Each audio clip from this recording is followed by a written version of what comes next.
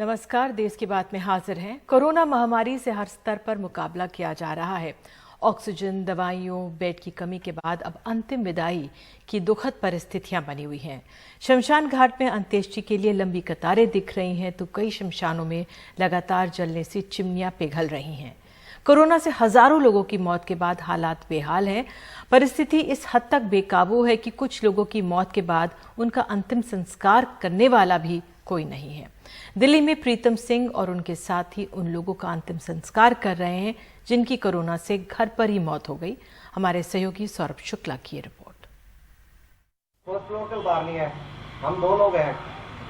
Society वालों को बोला हेल्प करा दो, वो डर रहे हैं। क्या हमारे घर में बाल बच्चे नहीं है? 73 साल की मदर है मेरी। 2 लोगों से नहीं उठ पाएगी। 2 लोगों से बॉडी कहाँ उठेगी सर? फर्स्ट फ्लोर से नीचे उतारनी है। तीसरा बंदा चाहिए। हमारे को ये महसूस होता है कि यहाँ पे किसी आदमी की डेथ नहीं है, इंसानियत की डेथ हुई है। बिल्कुल इंसानियत खत्म हो गई है। ये तस्वीरें रुला देने वाली हैं। 48 साल के प्रीतम सिंह और उनके साथी देवेंद्र दिल्ली के रानी बाग में एक बुजुर्ग का शव अंतिम संस्कार के लिए लेने आए हैं। 70 साल के एएन यादव की मंगलवार रात कोरोना से मौत हो गई। परिवार में अंतिम संस्कार कराने वाला भी कोई नहीं है। पत्नी बुजुर्ग हैं और वो भी कोविड की शिकार हैं। सिर्फ एक बेटी है जो नीचे असहाय खड़ी है। कोविड मैम घर पे सिर्फ आपकी मदर है, उनके साथ कोई है? नहीं, अभी तो फिर सिस्टर भी है उनके पास ही। और मदर सिर्फ अकेले हैं घर पे आपकी? मैम क्या बेड नहीं मिल पाया सर को कल? हाँ, उनको बेड नहीं मिल पाया। हम लोग 2 दिन से परेशान हो रहे थे बेड के लिए। पहली मंजिल से शव उतारना था और 2 लोग मदद मांग रहे थे। प्रीतम कहते रहे कि पीपीई किट पहनकर आ जाओ, लेकिन तमाशबीन सोसाइटी वाले तैयार नहीं हुए। ग्लव्स दे दे, एक ओवरकोट दे दे ते N95 मास्क दे दे। बुजुर्ग को अंतिम यात्रा के लिए 4 कंधे भी नसीब नहीं हो पाए। क्या सोसाइटी में किसी ने लिख के दिया है कि किसी और के घर पे कोरोना से डेथ नहीं होगी? किसी को सर्टिफिकेट मिला है? प्रीतम और उनकी टीम अब तक कोविड प्रोटोकॉल के साथ लगभग 322 शवों का अंतिम संस्कार करा चुकी है और इस सुविधा के लिए ये लोग 1 रुपया तक नहीं लेते। शव को अपनी एम्बुलेंस में शमशान तक पहुंचाकर अंतिम संस्कार तक कराते हैं। हमें ज़्यादा जो कॉल्स आती हैं वो लोग की घरों से आती है जो अनक्लेम्ड हैं, जो गवर्नमेंट के किसी भी खाते में नहीं है कि कितनी डेथ्स हो रही हैं। तो हमें वहाँ से कॉल्स ज़्यादा आती है कि जो घर में जाके कोई भी उसकी बॉडी नहीं उठा रहा। ना एम्बुलेंस वाले जा रहे हैं, ना डिपार्टमेंट्स के कोई जा रहा है, ना एमसीडी से जा रहा है, ना किसी हॉस्पिटल से जा रहा है। तो प्रशासन भी इस पर कुछ नहीं कर पा रहा है। तो वो जाके वो बॉडीज हम उठा के क्रिमेशन के लिए लेके आते हैं। पेशे से प्रीतम व्यवसायी हैं और देवेंद्र फोटोग्राफर। मरने वाला अगर मुसलमान है तो उसे कब्रिस्तान ले जाते हैं और अगर हिंदू है तो उसे शमशान घाट ले जाते हैं। प्रीतम हमारे जरिए एक संदेश देना चाहते हैं। जो हमें गुरु साहब ने सिखाया, हम उसी पद चिन्हों पे चलने की कोशिश कर रहे हैं कि मानस जो है अवली अल्लाह नूर उपाया कुदरत के सब बंदे, एक नूर ते सब जग उपजया कौन भले को मंदे। कहते हैं भगवान को और अल्लाह को किसी ने नहीं देखा, लेकिन उसके लोग हैं जिन्हें हम अपनी आंखों से देख रहे हैं। प्रीतम और उनके साथी किस तरीके से उन शवों का अंतिम संस्कार कर रहे हैं जिनके परिवार वाले उनको नहीं ले जा पा रहे हैं शमशान घाट पर। शायद भगवान है और भगवान इंसान के रूप में है। सहयोगी अशोक महाले के साथ दिल्ली से सौरभ शुक्ला, NDTV इंडिया। प्रीतम सिंह और उनकी टीम को कितनी दुआएं मिल रही होंगी। उधर गुरुग्राम के शमशानों में अब अंतिम संस्कार के लिए भी जगह नहीं बची है। मदनपुरी के शमशान में एक दिन में 30 शवों का अंतिम संस्कार किया जा सकता है, लेकिन सोमवार को यहाँ 90 शवों का अंतिम संस्कार हुआ, जबकि प्रशासन के अनुसार 7 लोगों की मौत हुई। आज भी यहाँ एम्बुलेंस की लाइन लगी हुई थी। हमारी सहयोगी सुकीर्ति द्विवेदी की रिपोर्ट। हम इस समय गुड़गांव के रामबाग शमशान घाट में मौजूद हैं। आप देख सकते हैं यहाँ पर कितनी लंबी कतार इस समय लगी हुई है लगातार एम्बुलेंसेस की, जिसमें शव हैं। लोग अपनी बारी का इंतज़ार कर रहे हैं दाह संस्कार करने के लिए। यहाँ लगातार जो है एम्बुलेंसेस भी आकर के आगे कतार में शामिल हो रही हैं। एक बहुत लंबी लाइन है, कई सारे लोग जो हैं वो घंटों से इंतज़ार कर रहे हैं अपनी बारी का।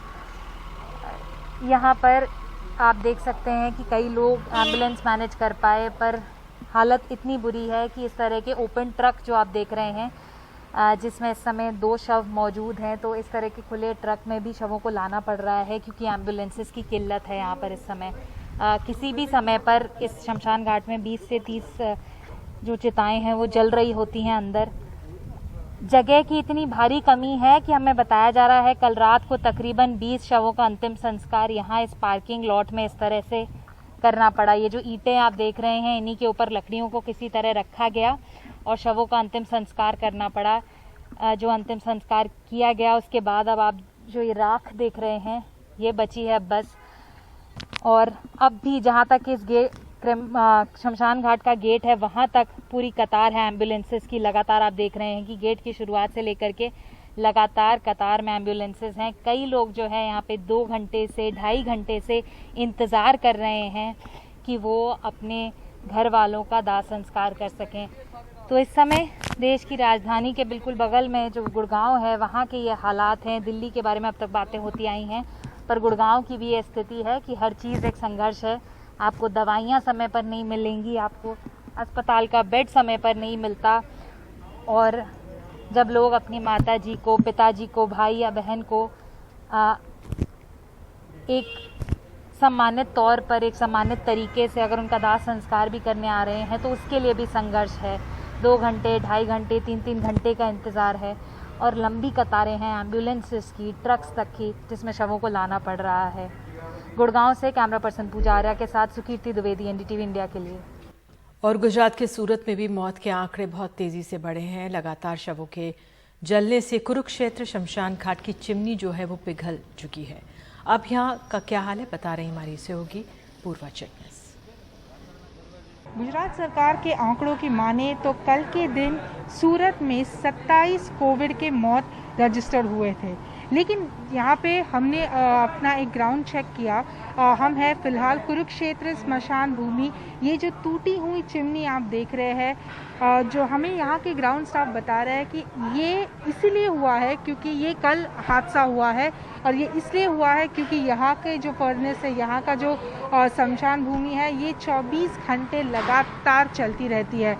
तो अगर आप यहाँ पे देखें तो ये जो सारे इलेक्ट्रिक फर्नेस है, इसकी कंडीशन से ही पता चल जाता है कि ये 24 घंटे चलने के बाद इसकी कंडीशन ऐसी हुई है। जो इलेक्ट्रिक फर्नेस है, जो मेटल है, वो पूरी तरह से मेल्ट हो चुका है, और एक ही अभी फ़िलहाल 1 या 2 ही फर्नेस है जो फ़िलहाल चल रहा है। और ग्राउंड स्टाफ की माने तो कल के दिन 24 घंटों में उन्होंने 60 कोविड की बॉडीज़ यहाँ पे जलाई है। सुबह से भी 21 बॉडीज़ यहाँ पे कोविड की जलाई हुई है। हालांकि इस स्मशान भूमि में कोविड और नॉन कोविड दोनों तरह की बॉडीज़ आती है, लेकिन इसकी हालत देख के आप समझ सकते हैं कि ये जो 24 घंटे जो चल रही है ये स्मशान भूमि, 24 घंटे यहाँ पे जो बॉडीज़ आ रही है, जिसकी वजह से इन फर्नेस की ये हालत हुई है।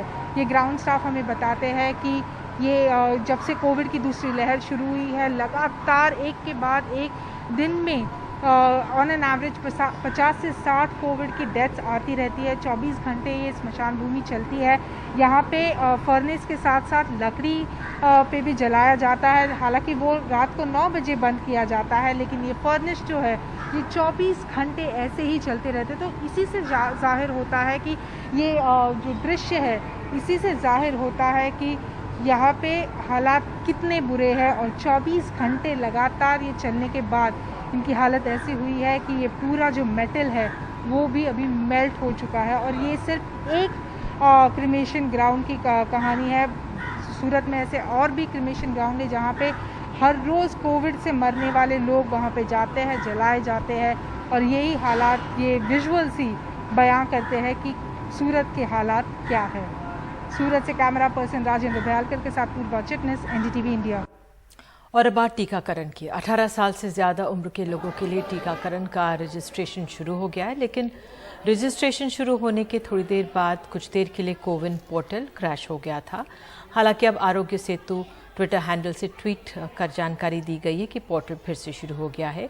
ये भी अहम है कि 1 मिनट में रजिस्ट्रेशन के लिए करीब 27 लाख हिट्स हो रहे थे। ये सरकार तरफ से जानकारी आई है।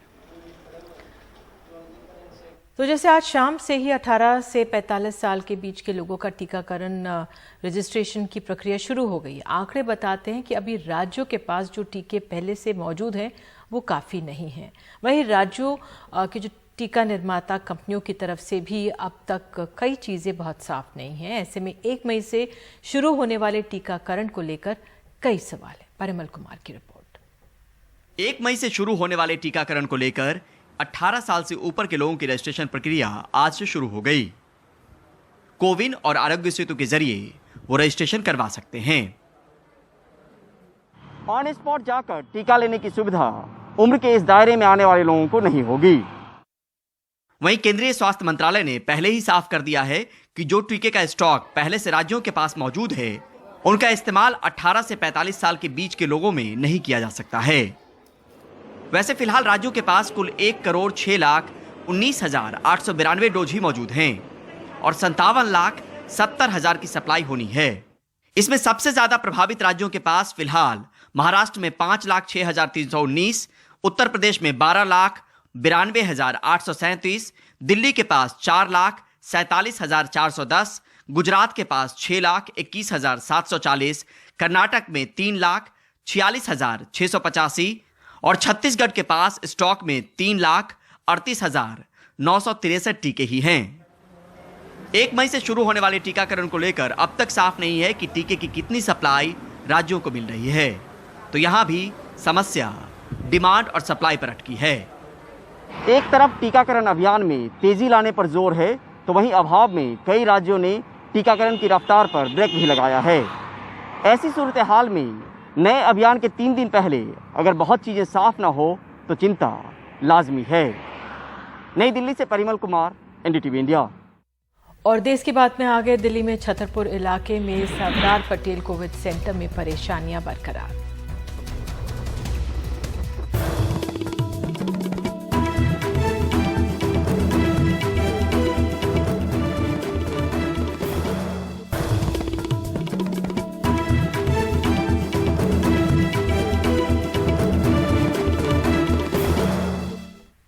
दिल्ली में सरदार पटेल कोविड सेंटर को खुले 3 दिन ही हुए हैं, लेकिन यहाँ हालात बहुत खराब हैं। मरीजों के परिजन परेशान हैं। बेड खाली हैं लेकिन दाखिला नहीं, क्योंकि ऑक्सीजन की कमी है। हमारे सहयोगी राजीव रंजन की रिपोर्ट। आप लोग भी हमारा साथ नहीं दोगे। मैंने कर दिया। प्रोमिला भार्गव का दर्द यह बताने के लिए काफी है कि दिल्ली के छतरपुर के सरदार पटेल कोविड सेंटर का क्या हाल है। मेरा बेटा है दीपांशु भार्गव, तो मेरा बेटा परसों से एडमिट है। कोई अंदर कोई वो नहीं है फैसिलिटीज। यह तकलीफ केवल प्रोमिला भार्गव की ही नहीं है। मोहन गार्डन के प्रशांत शर्मा भी परसों से यहाँ एडमिट हैं। बहन, पत्नी और बेटा सब परेशान हैं।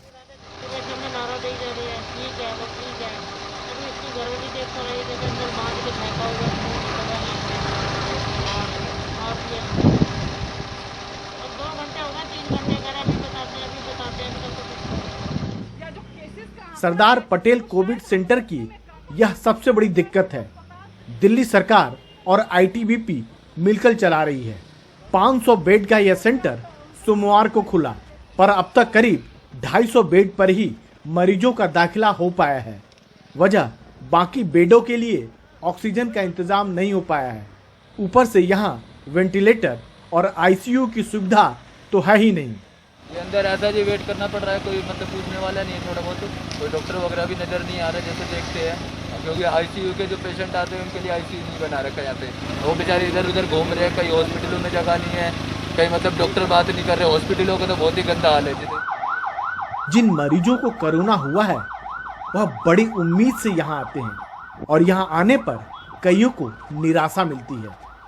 गेट पर कोई ढंग से बताने वाला नहीं है। कहा जाता है आपका ऑक्सीजन लेवल 90 के आसपास होगा तभी दाखिला मिलेगा, या फिर पूछा जाता है अब दिल्ली के हो या नहीं। तो ये हाल है दिल्ली के छतरपुर में बने कोविड केयर सेंटर का। मरीज को या तो जगह नहीं मिल पा रही है या मिल रही है तो यहाँ के हालात को देखकर हैरान और मायूस हैं। ऐसा लग रहा है कि देश के बीमार लोगों को उनके हाल पर छोड़ दिया गया है। दिल्ली से कैमरामैन शशिकांत के साथ Rajeev Ranjan, NDTV India. Delhi NCR के कुछ अस्पतालों में ऑक्सीजन की कमी की खबरें लगातार आ रही हैं। गुरुग्राम के मेयोम अस्पताल के आईसीयू में 19 ऐसे मरीज हैं जो ऑक्सीजन सपोर्ट पर हैं और 6 मरीज वेंटिलेटर पर हैं। अस्पताल प्रशासन का कहना है कि उनके पास कुछ ही वक्त का ऑक्सीजन बचा है। अस्पताल मरीजों के परिजनों से ऑक्सीजन का इंतजाम करने को कह रहा है। इसके साथ ही अस्पताल प्रशासन ने स्थानीय अधिकारियों से भी ऑक्सीजन आपूर्ति की मांग की है, लेकिन अब तक उन्हें कोई साफ जवाब नहीं मिला है। ऐसे में अस्पताल में भर्ती मरीजों की जिंदगी को खतरा है। अस्पताल से हमारी सहयोगी सुकीर्ति द्विवेदी की report. Extreme shortage of oxygen at the hospital. My father was on NIV support at 60 liters per hour oxygen consumption, and because the pressure dipped, he's been moved to the ventilator because they're not able to maintain the pressure. They've asked everybody to bring cylinders, but cylinders last only a very few minutes, and he will not make it if there is no oxygen supply in the hospital. Have you, through your friends or your relatives? We've asked everybody, we've raised it to everybody. Whoever can reach with cylinders, please come here. There is literally no oxygen and he cannot survive. A person on the ventilator cannot make it. सरकार लगातार ये कह रही है कि अस्पतालों में oxygen supply पहुंचाई जा रही है। ऑक्सीजन एक्सप्रेस के थ्रू ऑक्सीजन टैंकर्स भेजे जा रहे हैं, पर जो ज़मीन पर हकीकत है वो ये है कि अब भी लोगों का संघर्ष जारी है। पहले ये जो हालात हैं वो सिर्फ देश की राजधानी दिल्ली में बने हुए थे, पर अब एनसीआर रीजन में भी इसी तरह के हालात बन चुके हैं। हम इस समय गुड़गांव के सेक्टर 41 में मायोम हॉस्पिटल में खड़े हैं, जहां पर तकरीबन 19 पेशेंट इस समय आईसीयू में हैं, जिसमें से 6 वेंटिलेटर पर हैं। टोटल यहां पर गिनती की जाए तो 75 कोविड के पेशेंट यहां पर भर्ती हैं। अभी हमने कुछ देर पहले जब डॉक्टर से बात करी थी तो उन्होंने कहा कि उनके पास सिर्फ 45 मिनट्स की ऑक्सीजन सप्लाई बाकी है। कैसे ऑक्सीजन मैनेज हो रहा है वो रिश्तेदारों से कहना पड़ रहा है अस्पतालों को कि आप कहीं से ऑक्सीजन लेकर के आए। तो आईसीयू में भी जिनके पेशेंट्स भर्ती हैं, उनके परिवार, उनके बच्चे, जिनके माता पिता अंदर भर्ती हैं, वो बच्चे बाहर जा कर के ऑक्सीजन सिलेंडर्स भरवा कर ला रहे हैं। लोग कह रहे हैं कि हम अपने रिश्तेदारों के लिए खुद ऑक्सीजन ला रहे हैं, क्योंकि अस्पताल ने कहा वो कोशिश कर रहा है पर ऑक्सीजन नहीं आ पा रही है। तो फिलहाल रिश्तेदारों के जो लाए गए सिलेंडर्स हैं उनकी वजह से यहाँ पर ऑक्सीजन सप्लाई मैनेज की जा रही है। अस्पताल के अधिकारियों का कहना है कि नोडल ऑफिसर जो हैं हरियाणा सरकार के, उनको बताया गया है, पर अब तक कोई भी जानकारी नहीं मिल पा रही है कि ऑक्सीजन कब तक पहुंचेगी। देश की बात में है आगे है, इलाज से जूझ रहे लोगों को भोजन से मदद कर रहे हैं कुछ नेक दिल इंसान।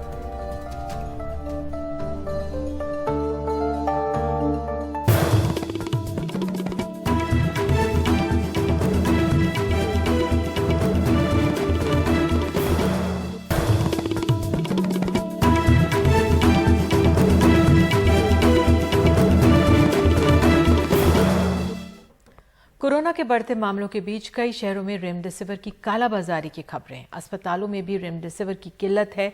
लोगों को प्राइवेट अस्पताल बाहर से इंजेक्शन लाने के लिए कह रहे हैं। लोग अफसर के पैर पकड़ रहे हैं। ये हैरान करने वाली तस्वीरें नोएडा से आई, जिसमें सीएमओ दफ्तर में लोग इस इंजेक्शन के लिए अफसर के पैर पकड़ रहे हैं। ये हालात तब है जब नोएडा के प्रशासन का दावा है कि रेमडेसिविर इंजेक्शन की कमी नहीं है। ये आरोप गौतम बुद्ध नगर के सीएमओ डॉक्टर दीपक ओहरी पर लगा है। हाँ मैडम, सीएमओ क्या कह रहे हैं? आप लोग किस लिए आए हैं?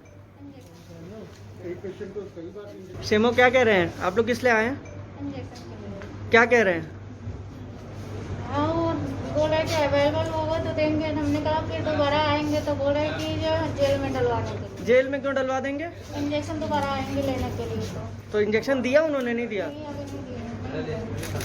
सर, कोविड के जो मरीज हैं उनको बेड नहीं मिल पा रहे, इंजेक्शन नहीं मिल पा रहे हैं। हमारे यहाँ बेड की कोई कमी नहीं है। कुछ बीच में दिन में ऑक्सीजन कुछ कम थी, अब वो भी धीरे धीरे पूर्ति होती जा रही है और हमारे यहाँ बेड प्रचुर मात्रा में अवेलेबल है।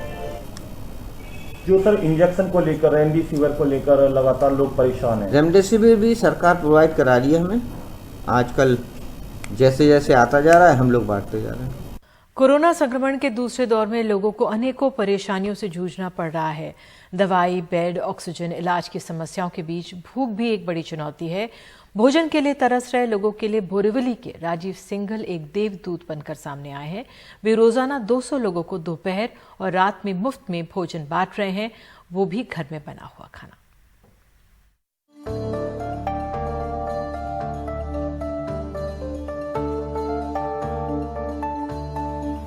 कपड़ा कारोबारी राजीव सिंघल इन दिनों होम क्वारंटीन हुए 200 लोगों के पेट की भूख मिटाने में व्यस्त हैं। सिंघल का कहना है, पिछले साल जब खुद कोरोना पॉजिटिव होने पर होम क्वारंटीन हुए थे तब अच्छे भोजन के लिए तरस गए थे। अब की बार हमारे को ध्यान आया कि ऐसे बहुत परिवार होंगे बम्बई में जिनको खाने की जरूरत है, तो हमारे मन में ध्यान आया और सब परिवारों को जितने भी हमारी कैपेसिटी है उस हिसाब से हमने खाना होम डिलीवरी देने का कोरियर के माध्यम से नक्की किया। और यहाँ हमारी किचन में करीब 200 आदमी का सुबह बनता है और 200 आदमी का शाम को बनता है, और वो खाना हम लोगों को घरों तक निःशुल्क कोरियर चार्ज के फ्री पहुँचाते हैं। सिंघल बताते हैं कि खुद होम क्वारंटीन रहते हुए जब उन्होंने आशा किचन से टिफिन मंगवाया था तो खाना स्वादिष्ट और पौष्टिक दोनों मिला। दूसरों को भी वैसा ही अच्छा खाना मिले, इसलिए उन्होंने आशा किचन को ही भोजन बनाने का ऑर्डर दिया। और हम आ गए हैं किचन में, और किचन में फिलहाल यहाँ पर पापड़ सेका जा रहा है। खाना चूँकि वक्त हो गया है तो बनकर सब तैयार है। दाल है, राइस है, 2 सब्जियां हैं, रोटी है, पापड़ है, सलाद है, अचार है, टिश्यू पेपर, नैपकिन है। भोजन को इस तरह से अलग अलग पते के हिसाब से पैक किया जाता है, फिर अलग अलग कुरियर बॉय के जरिए मुंबई में माहिम से लेकर मीरा रोड तक पहुंचाया जाता है। 200 रुपए प्रति थाली के हिसाब से एक दिन का खर्चा 80,000 रुपए भोजन का और 20,000 रुपए कुरियर के, मतलब 1 लाख रुपए रोज का खर्चा है। अपने लिए तो सभी जीते हैं, लेकिन जो दूसरों के लिए जिए वही सच्चा इंसान कहलाता है। तो कोरोना के इस संक्रमण काल में जब हर व्यक्ति को मदद की दरकार है, तो ऐसे ही एक मददगार के तौर पर उभरे हैं राजीव सिंघल, जो भूखों को भोजन दे रहे हैं, वो भी मुफ्त। मुंबई से कैमरामैन संजय मंडल से सुनील सिंह, NDTV इंडिया के लिए। और देश की बात में आगे 6.4 की तीव्रता के भूकंप से दहला असम।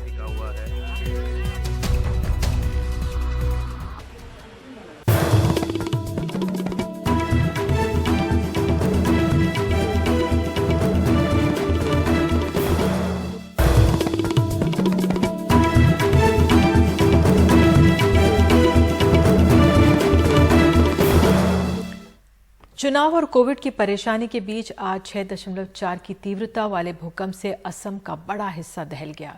कई दशकों के बाद इतना बड़ा भूकंप आया। इससे पहले 1960 में 6 की तीव्रता वाला भूकंप आया था। राहत की बात यह कि अब तक जान के नुकसान की खबर नहीं है। हालांकि गुवाहाटी में कई इमारतों में दरारें पड़ गई। लोग सुरक्षित ठिकानों की तरफ रुख कर रहे हैं। इस बड़े बिल्डिंग के सहारे ये बिल्डिंग टिका हुआ है। लोगों में बहुत ही बड़ा। असम में बुधवार की सुबह 6.4 की तीव्रता का भूकंप तबाही मचा गया। गुवाहाटी की इन इमारतों की तरह राज्य भर में इमारतों में दरारें, गिरती दीवारें और सड़कों को नुकसान की खबरें आईं। शुक्र है कि किसी की मौत नहीं हुई। इस भूकंप से पहले करीब आधा दर्जा हल्के झटके महसूस किए गए थे। इससे पहले 1960 में 6 की तीव्रता का भूकंप आया था। नहीं, ये बहुत ज्यादा, ये ऐसा मतलब आज इतना उमड़ हुआ, अभी तक इतना बड़ा भूकंप पहले कभी नहीं देखा। हाँ, बहुत ट्रैक हो गए। हम लोग को उतरने में भी बहुत डर लग रहा था, मगर अभी तो ऊपर जाने में भी डर लग रहा है। क्या करें क्या नहीं करें पता नहीं है। रिक्टर स्केल में 6.4 मैग्नीट्यूड का ये जो भूकंप था, इसका एपिसेंटर था सेंट्रल असम का सोनितपुर डिस्ट्रिक्ट। और इसके जो मेन जो झटका था, मेन जो जोल था, इसके बाद आफ्टर शॉक्स भी रहे और इसके चलते बहुत सारे प्रॉपर्टी लॉस की भी खबर आ रही है, डैमेजेस की खबर आ रही है। हम इस वक्त हैं गुवाहाटी में और गुवाहाटी से भी बहुत सारे अपार्टमेंट्स में जो डैमेजेस, इस तरह के डैमेजेस जो हम दिखा रहे हैं, ये ऐसे डैमेजेस की खबर आ रही है। बहुत से होटलों, बाजारों और मकानों को काफी नुकसान पहुंचा है। यहाँ तक कि कई लोग सुरक्षित जगहों पर जा रहे हैं। यहाँ पे देखिए स्पेस ही नहीं है, मतलब अगर हम लोग भाग के भी नीचे आए ना तब भी मरेंगे, मतलब ऐसा सिचुएशन है। बिल्डिंग पूरा ऊपर है, ऊपर तक, और स्पेस कम है। और ऐसा मतलब उस ऐसे प्लेस में जा रहे हैं जहाँ पे मतलब जैसे थोड़ा ओपन एरिया है, मतलब कोई मतलब जैसे कुछ ऐसा हो गया इंसिडेंट तो भाग के उधर आ सकते हैं।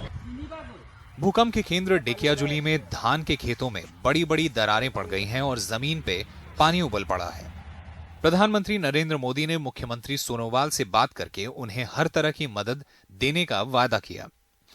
खुद राज्य सरकार ने राहत देने की बात कही है।